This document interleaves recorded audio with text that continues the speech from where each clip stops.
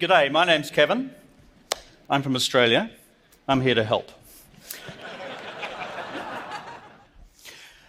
Tonight, I want to talk about a tale of two cities. One of those cities is called Washington and the other is called Beijing. Because how these two capitals shape their future and the future of the United States and the future of China doesn't just affect those two countries, it affects all of us in ways perhaps we've never thought of.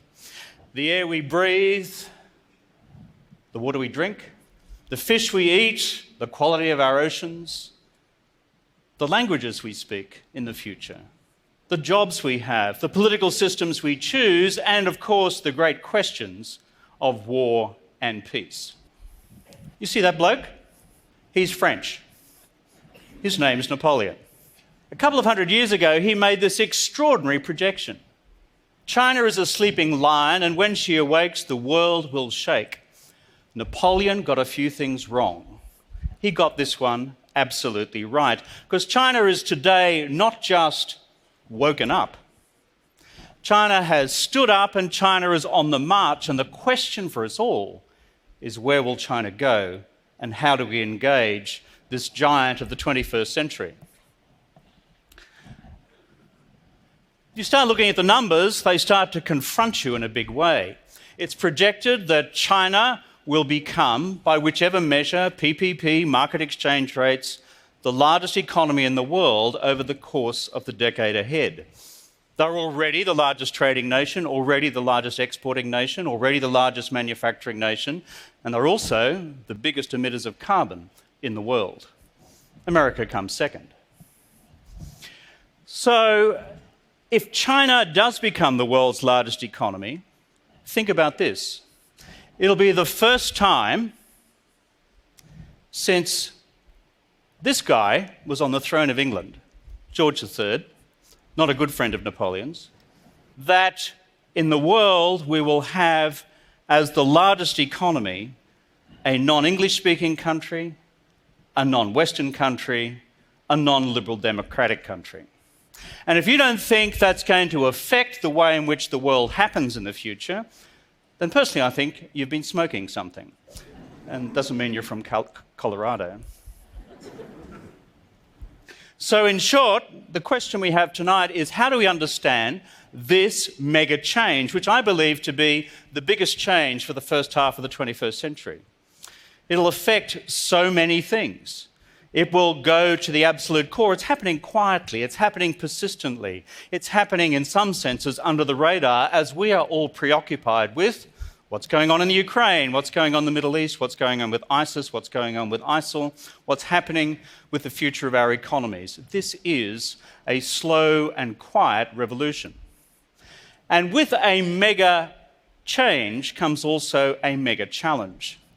And the mega challenge is this: can these two great countries, China and the United States, China, the Middle Kingdom, and the United States, make war? Which in Chinese, by the way, means the beautiful country. Think about that. That's the name that China has given this country for more than 100 years. Whether these two great civilizations, these two great countries, can in fact carve out a common future for themselves and for the world. In short, can we carve out a future which is peaceful and mutually prosperous, or are we looking at a great challenge of war or peace? And I have 15 minutes to work through war or peace, which is a little less time than they gave this guy to write a book called War and Peace. People ask me, why is it that a kid growing up in rural Australia got interested in learning Chinese? Well, there are two reasons for that. Here's the first of them. That's Betsy the cow. Now, Betsy the cow was one of a herd of dairy cattle that I grew up with on a farm in rural Australia. See those hands there? These are not built for farming. So very early on I discovered that in fact working in a farm was not designed for me, and China was a very safe remove from any career in Australian farm life. Here's the second reason. That's my mum. Anyone here ever listen to what their mum told them to do? Anyone ever do what their mum told them to do? I rarely did. But what my mum said to me was, one day she handed me a newspaper, a headline which said, "Here we have a huge change." And that change is China entering the United Nations. 1971. I had just turned 14 years of age, and she handed me this headline. And she said, "Understand this, learn this, because it's going to affect your future." So being a very good student of history, I decided that the best thing for me to do was, in fact, to go off and learn Chinese.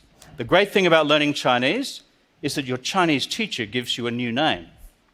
And so they gave me this name, Ke, which means to overcome, or to conquer, and Wen. And that's the character for literature, or the arts. Ke Wen, conqueror of the classics. Any of you guys called Kevin? It's a major lift from being called Kevin to be called conqueror of the classics.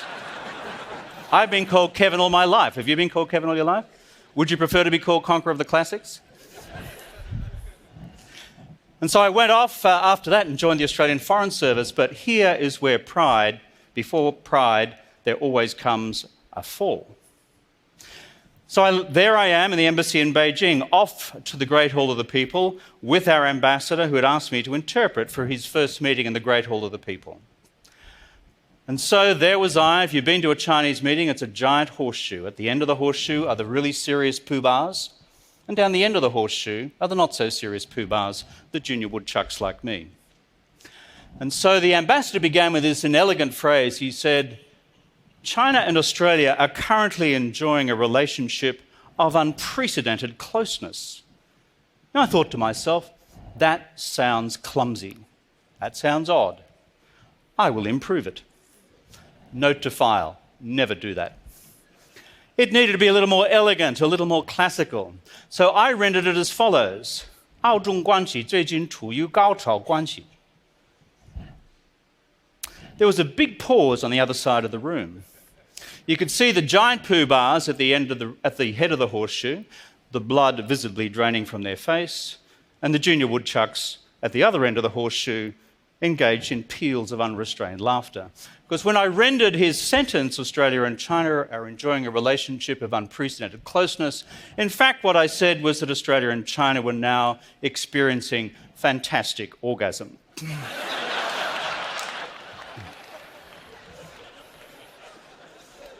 That was the last time I was asked to interpret. But in that little story, there's a wisdom, which is, as soon as you think you know something about this extraordinary civilization of 5,000 years of continuing history, there's always something new to learn. History is against us when it comes to the US and China forging a common future together. This guy up here, he's not Chinese and he's not American, he's Greek. His name's Thucydides. He wrote the history of the Peloponnesian Wars. And he made this extraordinary observation about Athens and Sparta. It was the rise of Athens and the fear that this inspired in Sparta that made war inevitable, and hence a whole literature about something called the Thucydides trap. This guy here, he's not American and he's not Greek, he's Chinese. His name is Sun Tzu. He wrote The Art of War. And if you see his statement underneath, it's along these lines: attack him where he's unprepared, appear where you are not expected. Not looking good so far for China and the United States. This guy is an American. His name's Graham Allison. In fact, he's a teacher at the Kennedy School over there in Boston. He's working on a single project at the moment, which is, does the Thucydides trap about the inevitability of war between rising powers and established great powers apply to the future of China-US relations? It's a core question. And what Graham has done is explore 15 cases in history since the 1500s to establish what the precedents are. And 11 out of 15 of them, let me tell you, they've ended in catastrophic war. You may say, but Kevin, or conqueror of the classics, that was the past. We live now in a world of interdependence and globalization. It could never happen again. Guess what? The economic historians tell us that, in fact, The time which we reached the greatest point of economic integration and globalization was in 1914, just before that happened, World War I. A sobering reflection from history. So if we're engaged in this great question of how China thinks, feels, and positions itself towards the United States, and the reverse, how do we get to the baseline of how these two countries and civilizations can possibly work together? Let me first go to, in fact, China's views of the US and the rest of the West. Number one, China feels as if it's been humiliated at the hands of the West through 100 years of history, beginning with the Opium Wars, when after that the Western powers carved China up into little pieces, so that by the time we got to the 20s and 30s, signs like this one appeared on the streets of Shanghai. How would you feel if you were Chinese in your own country if you saw that sign appear? China also believes and feels as if in the events of 1919 at the Peace Conference in Paris, when Germany's colonies were given back to all sorts of countries around in the world, what about German colonies in China? They were in fact given to Japan. When Japan then invaded China in the 1930s, the world looked away and was indifferent to what would happen to China. And then on top of that, the Chinese to this day believe that the United States and the West do not accept the legitimacy of their political system because it's so radically different from those of us who come from liberal democracies, and believe that the United States to this day is seeking to undermine their political system. China also believes that it is being contained by US allies and by those with strategic partnerships with the US right around its periphery. And beyond all that, the Chinese have this feeling in their heart of hearts and in their gut of guts that those of us in the collective West are just too damned arrogant. That is, we don't recognise the problems in our own system, in our politics and our economics, and are very quick to point the finger elsewhere and believe that, in fact, we in the collective West are guilty of a great bunch of hypocrisy. Of course, in international relations, it's not just the sound of one hand clapping. There's another country too, and that's called the US. So how does the US respond to all of the above? The US has a response to each of those. On the question of is the US containing China, they say no. Look at the history of the Soviet Union. That was containment. Instead, what we have done in the US and the West is welcome China into the global economy, and on top of that, welcome them into the World Trade Organization. The US and the West say China cheats on the question of intellectual property rights and through cyber attacks on US and global firms. Furthermore, the United States says that the Chinese political system is fundamentally wrong because it's at such fundamental variance to the human rights, democracy and rule of law that we enjoy in the US and the collective West. And on top of all the above, what does the United States say? That they fear that China will, when it has sufficient power, establish a sphere of influence in Southeast Asia and wider East Asia, boot the United States out, and in time when it's powerful enough, unilaterally seek to change the rules of the global order. So apart from all that, it's just fine and dandy, the US-China relationship. No real problems there. The challenge, though, is given those deep-rooted feelings, those deep-rooted emotions and thought patterns, what the Chinese call siwei, ways of thinking, how can we craft a basis for a common future between these two? I argue simply this. We can do it on the basis of a framework of constructive realism for a common purpose.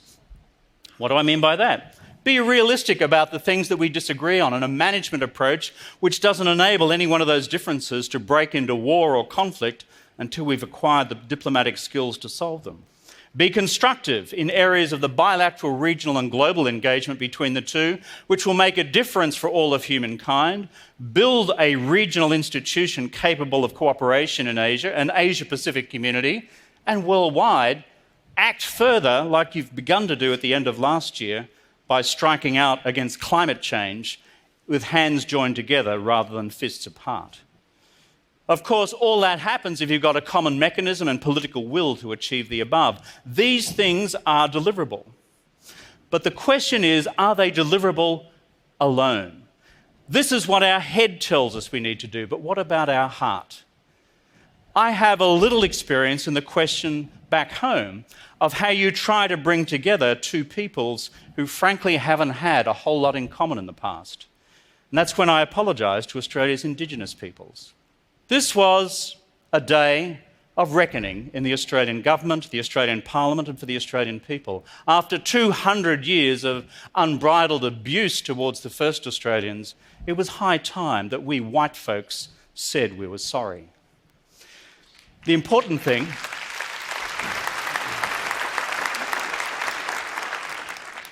that I remember is staring in the faces of all those from Aboriginal Australia as they came to listen to this apology. It was extraordinary to see, for example, old women telling me of the stories of when they were 5 years old and literally ripped away from their parents, like this lady here. It was extraordinary for me to then be able to embrace and to kiss Aboriginal elders as they came into the Parliament building, and one woman said to me, it's the first time a white fella had ever kissed her in her life and she was over 70. That's a terrible story. And then I remember this family saying to me, you know, we drove all the way from the far north down to Canberra to come to this thing, drove our way through redneck country, on the way back, stopped at a cafe after the apology for a milkshake. And they walked into this cafe quietly, tentatively, gingerly, a little anxious. I think you know what I'm talking about. But the day after the apology, what happened? Everyone in that cafe, every one of the white folks stood up and applauded. Something had happened in the hearts of these people in Australia. The white folks, our Aboriginal brothers and sisters, and we haven't solved all these problems together, but let me tell you, there was a new beginning because we had gone not just to the head, we had gone also to the heart.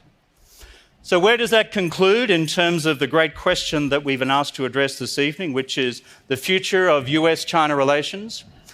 The head says there's a way forward. The head says there is a policy framework, there's a common narrative, there's a mechanism through regular summitry to do these things and to make them better. But the heart must also find a way to reimagine the possibilities of the America-China relationship and the possibilities of China's future engagement in the world.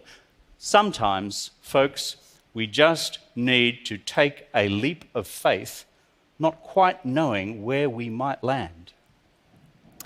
In China, they now talk about the Chinese dream. In America, we're all familiar with the term the American dream. I think it's time across the world we're able to think also of something we might also call a dream for all humankind. A dream for all humankind. Because if we do that, we might just change the way that we think about each other.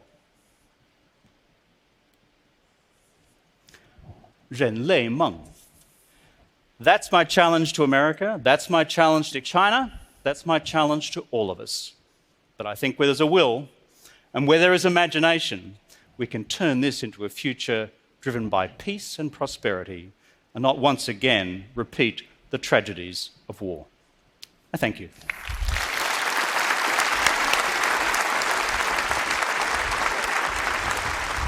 Thanks so much for that. Thanks so much for that.